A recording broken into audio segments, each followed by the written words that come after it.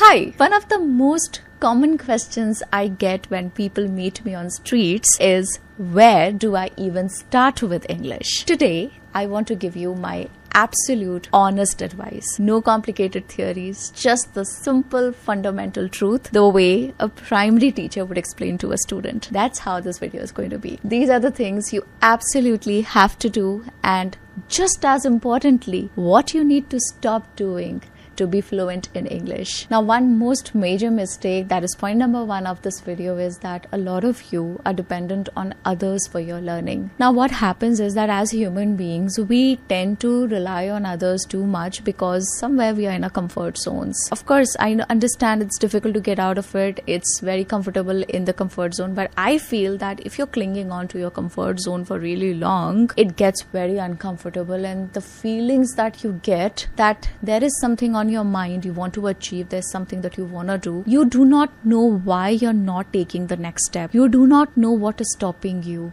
It's very frustrating. People call it the comfort zone, but I find it absolutely frustrating. For me, my comfort zone is very frustrating after a very small period of time. I don't have to spend days in it to get out of it. What I feel is that you tend to rely on motivation to make action, but it's supposed to be the other way around. When you take action, you get motivated. And it is true. It is the honest, absolute, truthful advice that I can give you. Do not depend on motivation, rather depend on action. When you take the first step, that is when you get motivated and automatically it happens to you. What you have to do is you have to take ownership of your learning journey. This means actively seeking out opportunities to learn, not just passively waiting for them to happen to you, to occur to you. Think of it this way. Your teacher, your app, or even me, we are like a GPS system, okay? We can show you the map, we can tell you the best route, and we can even warn you about the traffic ahead.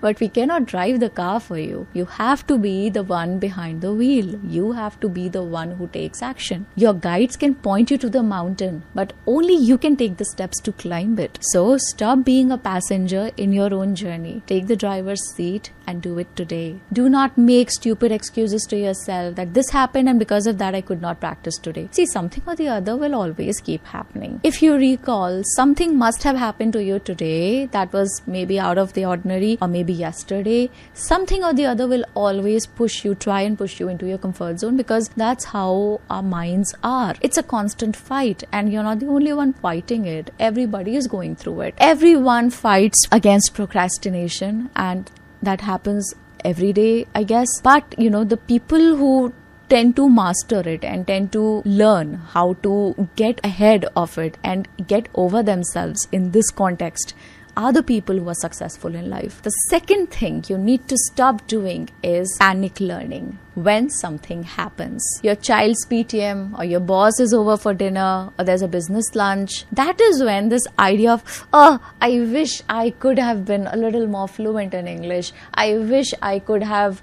done more. And okay, let me try it today. How about I do something about it today and learn a few sentences or a few words so that I sound a little more classy or make an impression on the guests that are arriving? Most of the times, what I have seen people making a mistake in is that they wait for things to happen for them to be reminded that this was a goal in their head.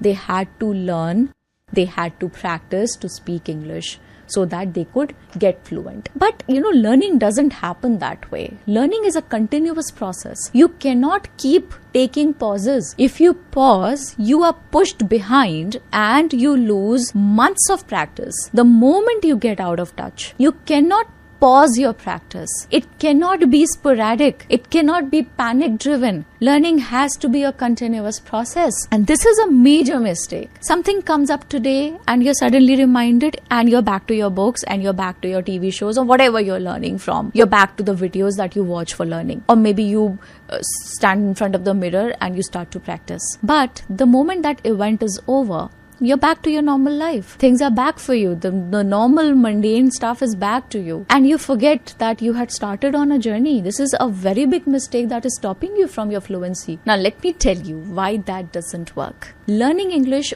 only when you are in a panic is like trying to build a rescue raft.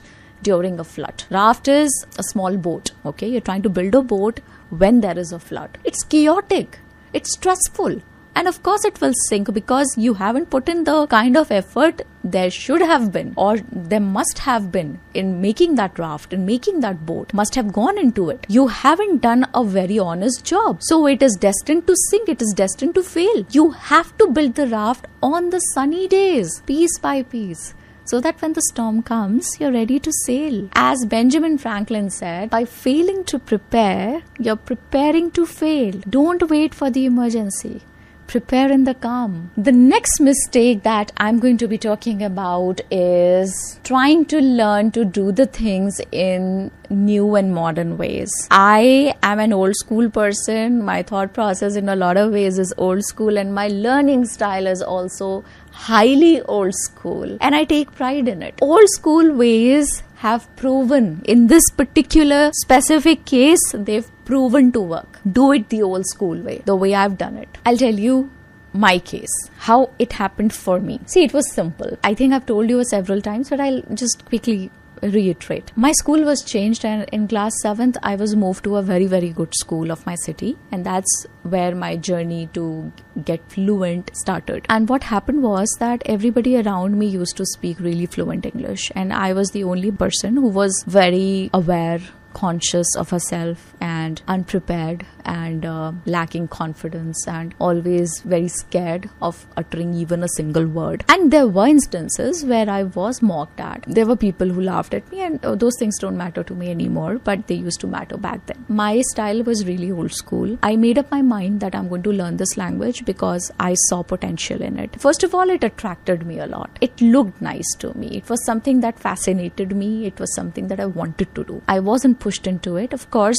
had I not developed a flavor for it, I would have still tried to learn it because I understood the need of the hour. I knew that this is the future and you have to learn it sooner or later. The sooner you do it, the better it is for you. So that's how I made up my mind, and I started to put in small efforts every day. I would genuinely try and speak everything that I had to say. My entire school hours, I would say it in English. It was difficult, of course, but I understood that I could see gradual changes in me, in my learning, and I could see that it's working. Something in me is changing. My confidence is gradually going up. My hesitation is gradually coming down. As my practice is increasing, my hesitation is coming down. I realized that as a little kid, because anyway, we did not have many distractions back then. We did not have phones, of course, and we did not have access to any distraction. We were very simple kids, pick up the bags and go to school and study and come back home and sleep for 2 hours and get up and sit with their books again and have